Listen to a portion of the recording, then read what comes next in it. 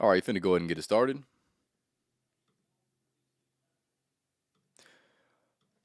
What's good, everybody? Welcome back to the Life of Champ podcast. For today's episode 212, we're going to be discussing Women Explain. We're going to be talking about female nature. That's going to be the topic for today. A few things I want to say before I go to get it started.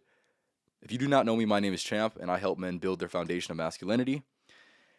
This is going to be part 3 of my dating and attraction series. This is something that I've done recently over the last few weeks, so please tap in with the first 2 episodes. The first 2 episodes were the masculine and feminine, and then the most recent episode that I did last week was on the masculine frame, essentially that concept. And essentially, if you have any problems with women, for the most part, it's going to go back down to this one topic. But for today's episode, we're going to be talking about female nature, so getting a more familiar grasp of how women work, the tendencies in which they have. I do believe there's a lot of men that do lack this, and I do believe that it is your responsibility to go out of your way to not only experience this, but to also learn from others' experiences, which I'll be discussing on today's episode. A few things I want to say before I go to get it started. Make sure you go and follow me on Twitch, TikTok, Rumble, and on Spotify at Life of a Champ podcast on every single platform. Other than that, is there anything else I have to say before I go to get started? No, I think I said everything I need to. All right, so we're gonna get into it. So first thing I want to say before I really get into it. Number one, this is going to be my own observations that I've had through other people's experiences and through my own experiences. That's one thing I want to make very, very clear, right? And I did not make it this way. These are purely observations, right? This is not even necessarily my opinion, but this is simply the way in which I see it and the way that I've seen other people see it as well. So I'm going to be giving you guys a few new definitions of certain words and terminology that a lot of men who do research this, they kind of have a familiar grasp of these words. So if you've heard of these words before, please let me know. And if you haven't heard of these words before, please let me know as well. So the foundation of the feminine, right? The foundation of female nature is all of them. They want to be led. That's one thing I want to make very, very clear. There's going to be some women that you'll run into, and they don't like this concept of leading and following. Fine, they don't like it to be explained that way. But the ultimate thing that they look for within relationships is going to be a man who's going to be the leader, and for her to be the follower. Whether that is explicitly said in the interaction or whether it's not. But for the most part, the energy, the ways in which make a man attractive in the first place is going to be leadership quality traits. They want a good, strong man that's going to lead them and their family and be the protector and the provider for the most part. So that is the foundation of the feminine energy and feminine nature. And with that, they're going to be ultra protective of a lot of different things. But for the most part, they're going to be very, very selective on who they're going to actually have relationships with, or let's just say just any type of interaction. They need to make sure that this man is somewhat vetted properly. So there's going to be certain things that they do, certain tendencies that they have, certain ways in which they just exist, consciously or unconsciously, that all lead back down to their selection within children, right? That's or their in order for them to protect their future children that they will have, or their chances of having future children. So the first concept that I'm going to introduce to you, and like I said, if you've never heard of this before, please let me know. This is going to be hypergamy. Hypergamy is going to be one of the foundations of feminine and female nature, right? This is going to look like women searching out men that are better, that are better than other men, and more importantly, what it comes down to, it is this: essentially men that are better than them in pretty much most categories. And what I mean by that is they pretty much want a man who's taller than them. They want a man who's stronger than them. They want a man who's more funny than they are. They want a man who is I don't know if I said it, stronger than them. They want a man who's essentially, like I said, smarter than them, right? There's going to be a bunch of different things that they want their man to be better at. So if this is something that I've heard and something that you can look up, I'm sure you could find the studies if you would like.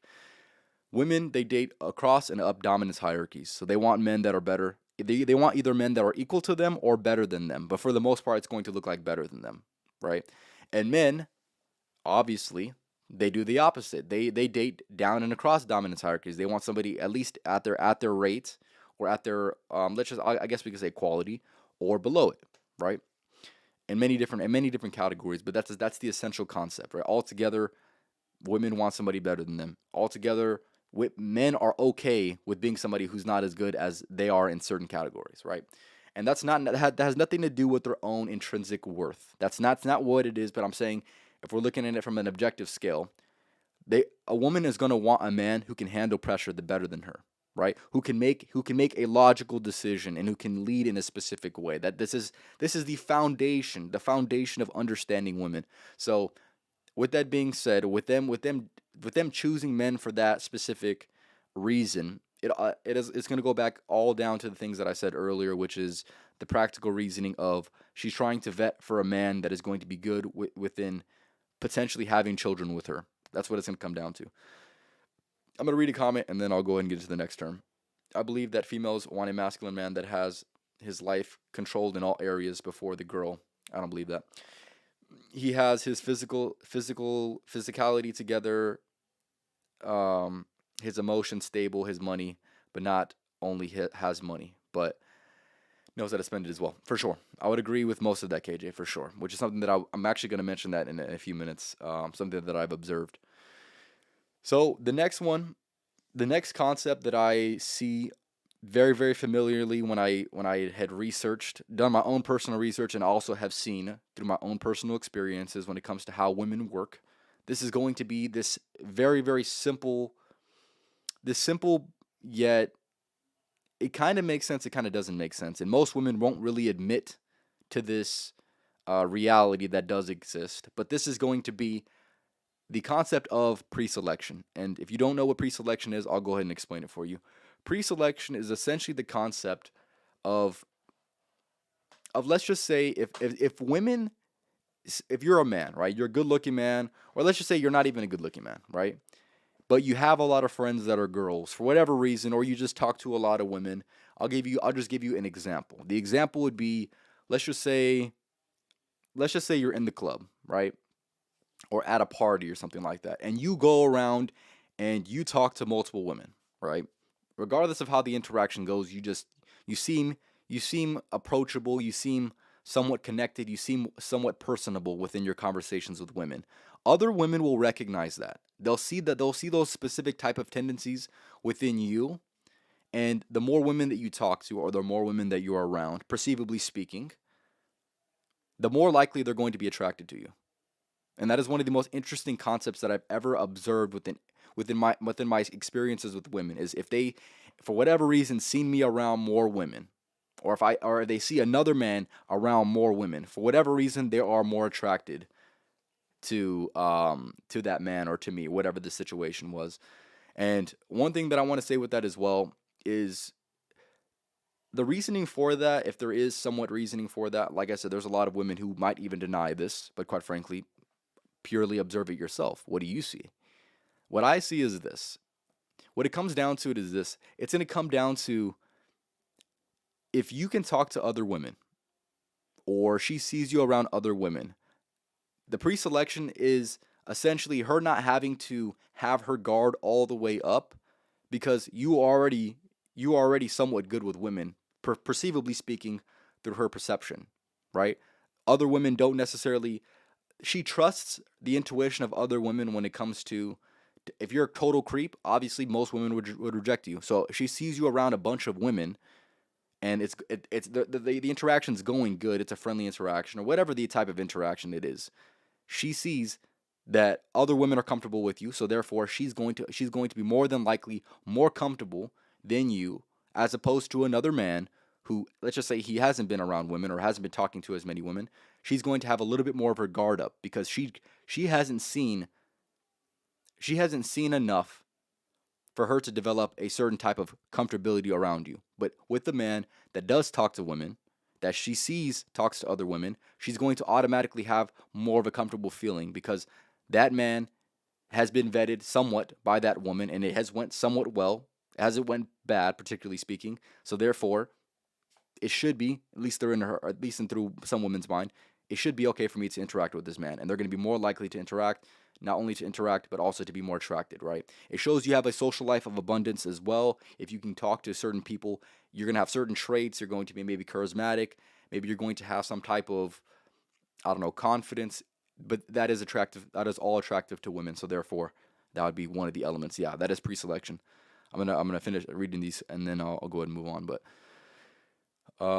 the thing is, how would you be able to get a woman so that other women can see that I can get other women for pre-selection? That's all the first step. Once I can get a girl, then okay, yeah, for sure. Yeah, KJ, that's an interesting thing for sure. But that just goes to, this could be a little thing like, this could be something as simple as, like, let's just say work or something like that, right? Let's just say there is a girl. Why you would do this, I don't know, but let's just say you're working at work and you work with females, whether they're attractive or not attractive. It doesn't really matter within this, right? The more attractive they are, the better your odds for attracting another woman for whatever reason. But let's just say there was a woman who was just chilling at your work or something like that, right? And she doesn't work there, of course, and you have a bunch of female coworkers and you're talking to them, right? You're having conversations with them. Maybe you're making them laugh. Maybe they're touching you, whatever, maybe joking around and whatever, right? If you were to go up to that woman and have a conversation with her, she's going to be much more comfortable with you because she's seen enough to understand that other women feel comfortable enough to be a certain way with you. So therefore, she has more of a likelihood of being that same specific way with you because she's seen it happen before, right? So it is an interesting concept. Like I said, this is understanding female nature, understanding the tendencies that they have, and that is one that I've seen time and time again, right? It can kind of go hand in hand with, you just having a social life of abundance. A woman sees that, they find that attractive. You have a lot of friends, she's going to be more likely to be attracted to you because she sees that you have other things going on within your life, and it's not just it's not he's not a loner. That essentially is the thing that comes to mind when she sees you. But which brings me to my next point. I'm going to explain another aspect of female nature, and this is going to be one that I've seen time and time again. I haven't seen really enough people talk about this, and this is something that I for sure need to mention, right? So I'm going to explain two different concepts. Number one, what men do, and number two, what women do, right? Number one, what men do. Men have, and men should have, and if you don't have this, you need to develop this.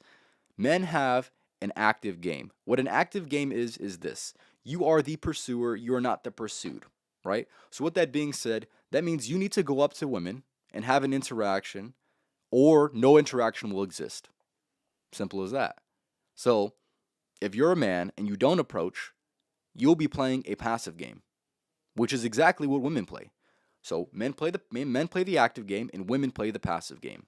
They are the pursued. So therefore they can act as if they are the pursued. If you're a man playing a passive game, you are hoping, whether it's consciously or unconsciously, for women to come up to you. And quite frankly, that doesn't happen very much unless you're ultra good looking and you're not a complete douchebag. For the most part, that's pretty much not going to happen to you. Even if you do look good, and even if you're not a douchebag, odds is that's still probably not going to happen to you, at least not often at all, right?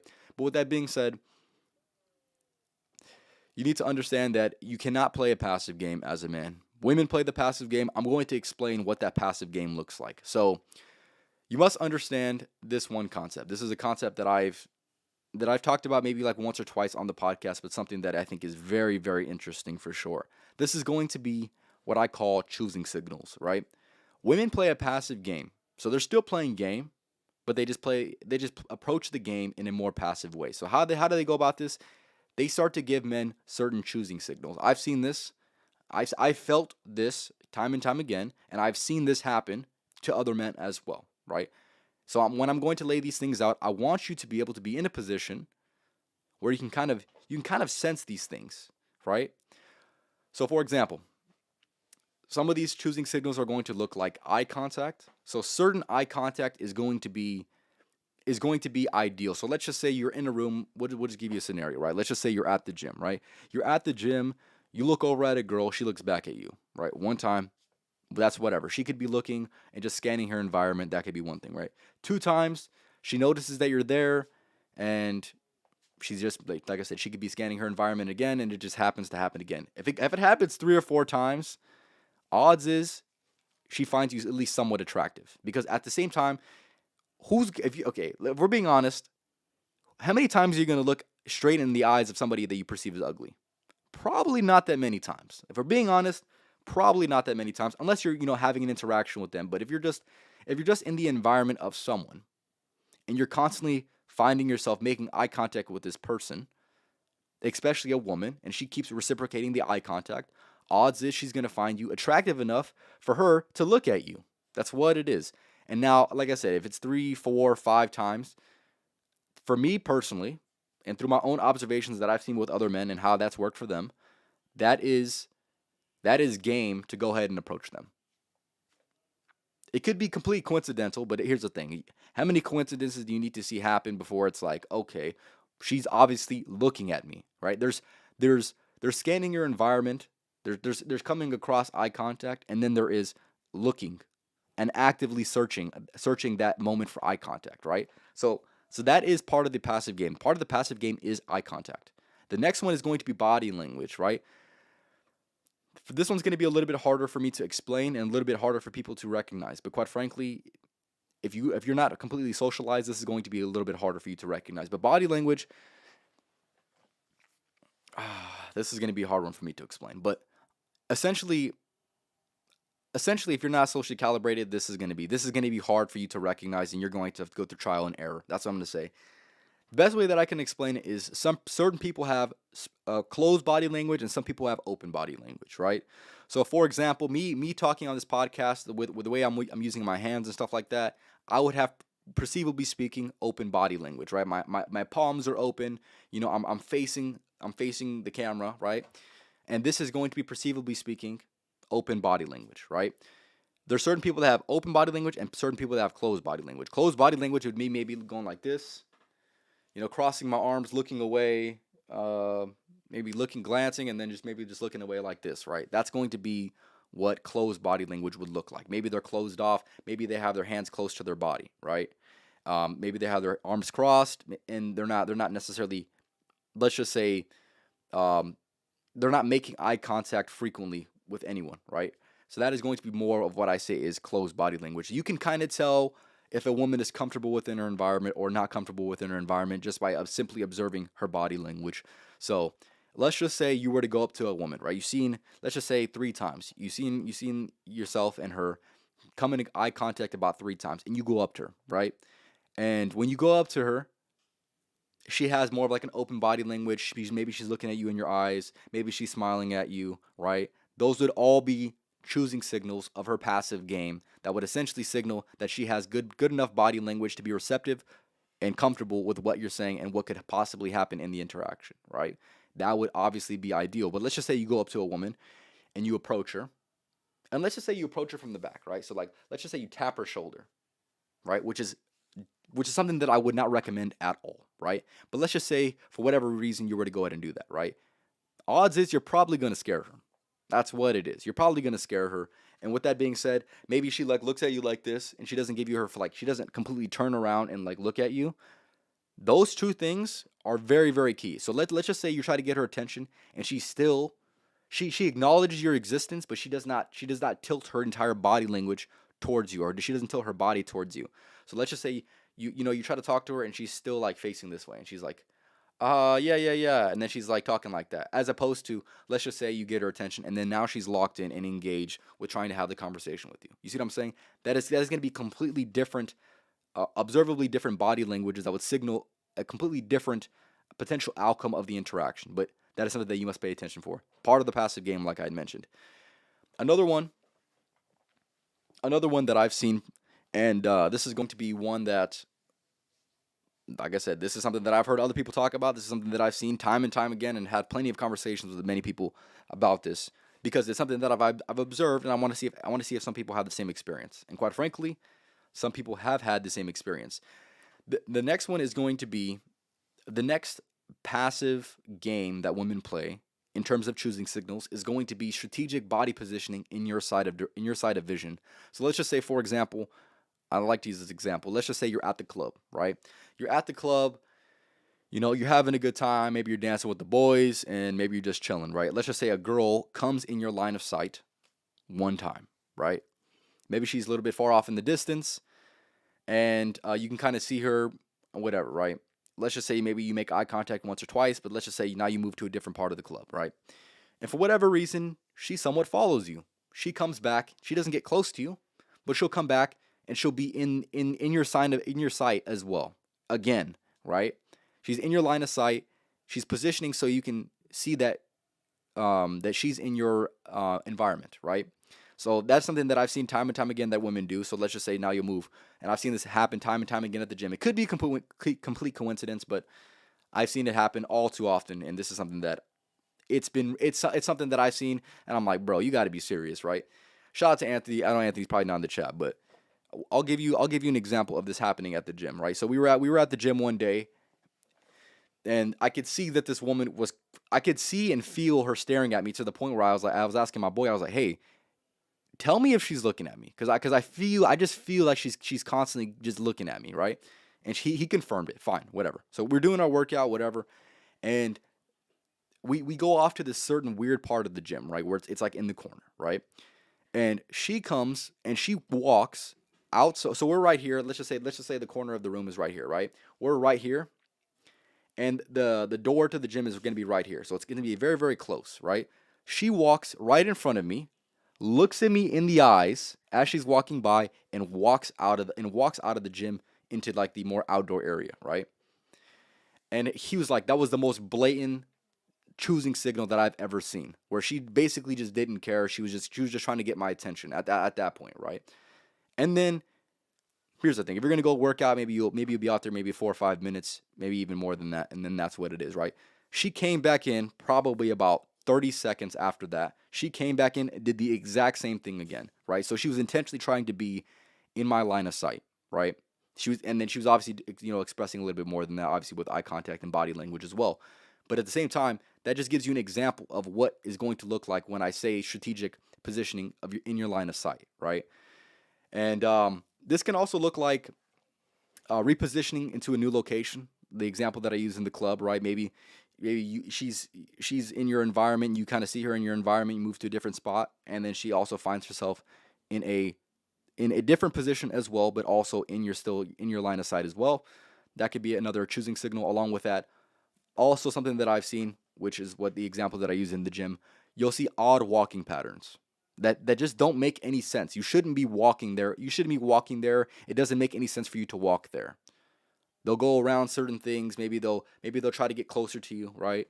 Or maybe they'll walk literally directly in front of you and look at you right in the eyes. Like, come on now. Like it's just ridiculous. It can be that blatant. It's not always going to be that blatant, but that's just what it is. Give me 1 second, okay? All right. Body language. She's relaxed. She's not tense. Constant eye contact. Not looking everywhere else. Not fidgeting. She blushes when she's talking to you. Yeah, that would be good ideal body language when approaching a woman. That is exactly what you would want to see, right? Another one that I want to mention that Jaden did not mention in that comment. This is going to be like adjusting herself. So let's just say you're talking to her. You go up to her. Maybe she's adjusting her hair. Maybe she's playing with her hair, right? Maybe she's adjusting her own clothes to make sure she looks good, or it's fitting the way that it needs to fit, right? That is going to be another choosing signal that I've seen that women do when you go to approach them. That is going to be a very, very good look, because at the end of the day, if she doesn't care, and if she doesn't care, she just it's not gonna go ideal for you. She's just not really gonna give a fuck. She's not gonna go out of her way to do some of these things that I've already mentioned. So if you see her adjusting her hair or her clothes when you're going to go ahead and talk to her, that's probably going to be a little bit within your favor, because she's being a little bit more self conscious of maybe her looks, maybe how she's interacting within the interaction, right? That could be very, very much something to look out for. Of course, along with this, and to top it all off, another passive game choosing signal of a woman would be overly friendly behavior and maybe going out of the way to go do certain things, right? This can be maybe you get to know somebody and maybe they're just a little too friendly, or maybe they would go out of their way to do things or give you things or whatever it is, and they're just they make life a little bit more convenient. I can't necessarily think of an example of this one, but let's just say you were like, let's just say with a coworker, right? Let's just say there's a girl at work, and you're having a conversation with her about something that you like, right? And you're like, oh yeah, I like this pair of socks or something like that. Like, oh, like look at these cool pairs of socks, right? Whatever, right? And then fucking next week she brings you that same pair of socks. Like, here you go. So she's going out of her way to go do something, or she's being overly friendly. When in reality, if she didn't care for you, or let's just say but she didn't think you're that attractive, she would not go out of her way to give you that. Let's keep it 1,000, right? So obviously that is just a small example, but that would be one of the ways where a woman would be maybe a little bit overly friendly or maybe going out of her way to do certain things, and that would kind of signal that she has a certain type of respect for you. She has a certain type of attraction for you, and that's something that you probably must look out for as well. And I think that one is very very interesting. That one's pretty much all telling, right? You can kind of see that, and it's really not that hard to recognize that for sure. All right, getting into the next one. This is going to be another thing that I want to evaluate when it comes to female nature. And this is going to be something that I would recommend all men to go ahead and do. You need to figure out how to do this, and you need to figure out to do this the way that is the quickest way possible in order to have a good interaction with the woman. So, with understanding female nature, you must understand that comfortability is everything for them, right? They're only going to be ideal in an interaction, ideal, and hopefully, yeah, she's if she's being ideal for you, you're being ideal for her, of course. She's going to be living the most ideal interaction with you if she is comfortable with you. So now the question is, can you and how can you build that comfortability, as that should be the first main objective that you have when talking to a woman, right? If if she, let's just say for example, you were talking, you approached her, you got her number, right? So she has a little bit of comfortability with you. Let's just say now the first interaction, you start you start the interaction, and maybe you're like, maybe the energy is just a little bit off. She's going to be maybe a little bit more distant. Um, and you recognize that. You say, okay, well, she gave me her number. We had a decent conversation. Obviously, you set up a date, right? Now you're going out on the date, or you're hanging out doing whatever, right? And now you can kind of tell she has like a little bit of like a wall up, right? Your main objective in that scenario would be to go ahead and try to build some comfortability. Maybe this would look like, you could. I wouldn't recommend this. You could acknowledge it. Be like, hey, you seem a little bit more closed off than you were when I first met you. And then maybe she'll ease in. Maybe she'll ease up a little bit. Maybe that would be one way of doing it, right? I'm not. That's If you got game, that's gonna work, right? If you don't got that much game, it's not gonna work. But what I'll say is, acknowledging that can help. Maybe asking questions and being more personable with the questions that you're asking. I observed. Let's just say you got her Instagram or something like that, and you were like, "Oh, I observed that you had a dog. Tell me more about your dog. It looked very cute," or something like that, right? And then she'll talk about it. She'll talk about a comfortable topic, and maybe this will build more rapport with her, and obviously it'll lead to her being more comfortable, right? Talk about things that she likes, and she'll be more comfortable with you, right? But that should be your main objective. If it hasn't been built, you must build it as quick as you possibly can, because if you want to have a good interaction with the woman, ideally, let's just say you want to sleep with her, or let's just say you want to, just be on good terms with her, or maybe you're trying to build a relationship with this woman. I think this is absolutely ideal. The more capable you are at making women comfortable with you, the better off your interactions are going to be. For me particularly speaking, I had a very very good ability to go ahead and do this, and this definitely is very very rewarding if you can do this, right? And of course, don't have this creeper energy, right? I never had this simp type energy, which I guess I can discuss. I'm going to discuss it later on in the series. So if you have any questions about that, feel free to leave it in the comments. But it'll be something I'll be discussing on a future part of the series for sure. I have a question in the comments. Give me a second. How do you make sure that you have the same energy that women are attracted to? Part of it is being outwardly focused, right? I feel like a lot of people are very, very maybe self-conscious or really not confident within themselves. They're very much focused on themselves, right? Like, oh, what am I doing? Like, should I be doing this? Or like, instead of just being in the interaction, right? Being a part of the environment. They a lot of the times, the men that struggle with women, they're so worried about themselves that they're not even in the interaction. They're in their own mind, right? So I would say, in order to be part of the energy that women are attracted to, I would say you need to be more outwardly focused, curious, maybe curious about her, right? Be willing to answer the way that you need to answer questions if she has any questions for you, but more importantly, being open enough to ask questions to get to know her, right? Have genuine interest and have genuine curiosity. And I think that's going to be part of the energy that women are attracted to, right? Obviously, building that comfortability. Of course, I just gave an example of just, asking her questions. Obviously, hopefully, you're not doing this in like an interview style way, which I had personally made the mistake about doing, but um, that wasn't always the case. There's sometimes where it went perfectly fine, and I was just asking questions, and the way in which you ask questions is going to be very, very important as well. Obviously, you want to build comfortability, but at the same time, you don't want to seem like you're damn near interviewing her for sure. So yeah, that's going to be part of it as well. When it comes to female nature, comfortability is literally everything. If she's not comfortable with you, the interaction won't last long. That's simple as that. All right, going into another thing, this is going to be one thing that I've observed within women, right? Many different interactions that I've had with women, and more importantly, maybe when I'm talking to them for a few months, this is something that I've observed when it comes to problems, right? Women's approach to problems is going to be completely different from man's approach to a problem, right? If a man has a problem, he's going to look for the solution. Pretty plain and simple, right? Man has a problem, he seeks out the solution, right? When women have a problem, it's not necessarily the same thing, right? Maybe you know this, maybe you don't know this, but I think it's worth mentioning, right? For the most part, if a woman comes to you and she's expressing a problem, right? Maybe she's telling you what it is, maybe she's telling you how it makes her feel, whatever, right? For the most part, men's first reaction is to say, "Oh, well, she has a problem. It's making her feel this specific way.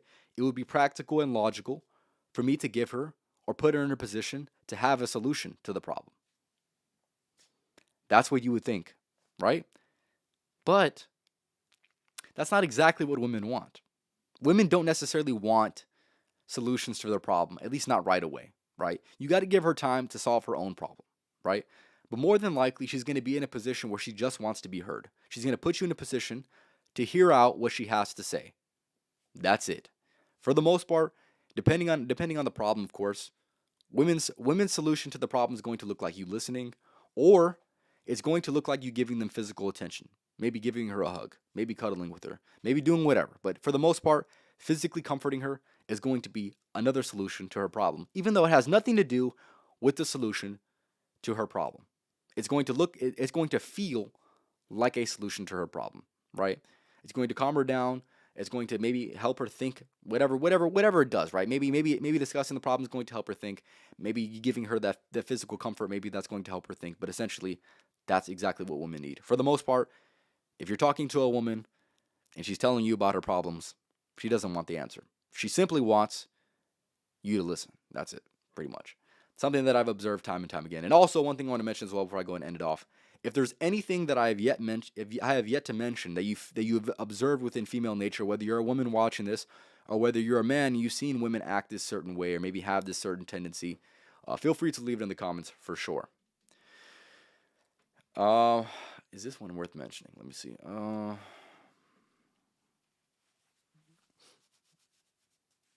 right, I'm gonna mention. I think this is interesting, right? This is going to be a topic that. Or hold up, give me a second. Honestly, if she's interested, the interaction should just flow without even having to think about it. 100%. I 100% agree with that. Shout out to Jaden for the comments. Shout out to GDP. Appreciate you for stopping by. All right, getting into the next one. Um, when it comes to female nature, there's going to be two different types of females that exist, right? And I think this is something that we must mention when it comes to female nature, especially if you're trying to vet and maybe look for a girl, maybe the next girl you're going to, have an interaction with, or maybe you're trying to build a relationship with this woman, right? There's two different types of women. This is what I've observed, right? There's going to be women who are just trying to take everything that you can give them, right? I would say, and I would argue, maybe this is 80 to 90% of women that exist. They're simply just going to try to, what can you provide? Because what can I take from you? That is their approach, whether it's conscious or unconscious. They don't necessarily bring too much to the table. They're just trying to take and accept everything that you can give them and offer them. That's pretty much what it is, right? And then there's women. So there's women that don't bring value. And then there's very, very few women who don't know how not to bring value. And that is the women that you want to be around. You want to be around the women who bring so much value without even having to think about it, that they're matching exactly what you're bringing to the interaction. That is ideally the best interaction that you possibly can have with the woman, is going to be one where it's reciprocated and one where you can see that she's trying, she's giving you that effort, and she's bringing value, because hopefully as a man you're bringing value to the interaction. It's going to be hard for you to even attract a woman without bringing some type of value to the interaction. But more importantly, if you're bringing a lot of the value to the interaction, which most men probably do, if we're being honest, when it comes to evaluating a woman and evaluating whether a woman is even worth your time and attention and energy, money, whatever it is, right? You must understand, is this woman bringing value, or am I simply just giving too much to this interaction and she cannot match it, right? So understand thoroughly that there's going to be women that take, there's going to be women that give, and there's, like I said, there's going to be women that bring value, and there's going to be some women that don't know how not to bring value, right? So be very, very keen to be looking out for that for sure. All right, another thing that I've observed, there's going to be a few more things that I've observed within female nature. This is going to be something that I have recently observed. I was talking to someone, and they didn't say anything that had anything to relate with this, but I thought about it for a second. I was like, holy shit, man. That's crazy. So what it was is this, right? For the most part, most problems that women have, right? Let's just say it's a personal problem, right? Maybe she doesn't. Maybe she's I don't know. Maybe she's a little bit passive aggressive, or maybe she's um maybe a little too independent, or maybe she wants to lead her own lead the interaction, right? Maybe we'll just say that for example, right? I would say most problems that women have that cause her to have problems within a relationship are going to stem from her not having a good relationship or interaction with the masculine, right? So for example, there's going to be some women that struggle. Um, there's going to be some women that struggle in an interaction with a man. Maybe like I said, maybe she's a little bit too aggressive. Maybe she's a little bit argumentative. Um, maybe she has trauma. Maybe she doesn't have a father. Maybe it's something like that, right? Most of the answer is always going to lead down to the simple fact that she probably has never had a good interaction with the masculine, right? And this is something that I wanted to mention in the first podcast that I did of this series, episode 210. I was going to mention this one concept. I'll give it to you guys now because I think it's interesting. But within the feminine must be protected. This is something that I've described before, right? The feminine energy, the female nature, right? Female nature wants to be protected, right? With this being said, if it's not protected, it becomes very defensive, and if it's very defensive, then it's going to be something that is going to have a lot of walls up, and if it has a lot of walls up, then it's going to be something that is very much very iffy to the interaction, right? So if a woman has never had a good relationship with the man, whether this is her father, whether this is any previous man that she's ever dealt with, usually a lot of the problems that she's going to have and bring into an interaction is going to come from her lack of having that. So therefore, I've seen this. I've seen Jordan Peterson talk about this, where he talks about this one concept with women, right? This goes for every person, but every person needs to have the ideal masculine and the ideal feminine. This is supposed to be their father, a good father, hopefully, and a good mother, right? A good, caring, supportive mother, right? Most people need to have both. If you see this, this is what I've seen, unfortunately, right? A lot of women don't have fathers, and if they have a father, he's not a good father. I would say that's most women, right? With that being said, if they don't have a good father, or they don't have a good relationship with masculine, right? Whether this is her brother, whether this is her father, whether this was with the previous man that she's ever dealt with, right? The odds of her having more problems and not knowing how to handle and how to treat a man is going to increase. So for example, if she didn't have a good father, let's just say she didn't have a brother, right? Let's just say the last man did her dirty. All of her experiences with the masculine are negative, so therefore she's going to approach the masculine, or approach the next man with negative energy automatically. And for the most part, I would say this, and like I said, maybe a lot of people won't want to hear this. A lot of those women are broken, and they're not even worth fixing, in my opinion. I've dealt with countless women who had broken relationships with their father or with the masculine, right? I have done my best to be a good leader, to try to lead them and show them a new way. Some women are willing to hear it out. Most women are not willing to hear it out. And it's hard for them to distinguish whether a man is a good leader or is simply trying to be controlling. They have no ability to distinguish the difference between the two. That is my experience. Not only my experience, that is the experiences that I've observed within other people. When they've approached this type of woman who has a wounded femininity due to, like I said, for the most part, it's always going to come back down to a man, or a lack of masculinity, right? It's going to all fall back onto the man's fault.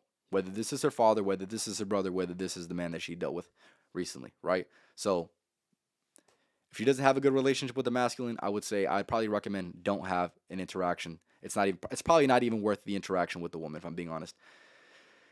And yeah, that's pretty much all I have to say. Most women's problems are they're gonna come from an unhealthy masculine, let's just say a less than ideal representation of masculinity that has led her to have the problems in which she does. So that is all I have to say. If you have any more questions and want to leave it in the comments, feel free to leave it in the comments, whether you're rewatching this or watching this live. Also, one thing I want to mention as well, if there's something that I didn't mention about female nature that you think is worth mentioning, feel free to leave it in the comments because I want to give the people as much game as I possibly can. These are all my observations. This is nothing purely than my observations, and that's something I want to make very, very clear. Also, I did talk about a little bit more of my experiences as well, so hopefully you're understanding of that as well. But other than that, this was episode 212 of the Life of a Champ podcast, talking about female nature and understanding women more importantly. Other than that, yeah.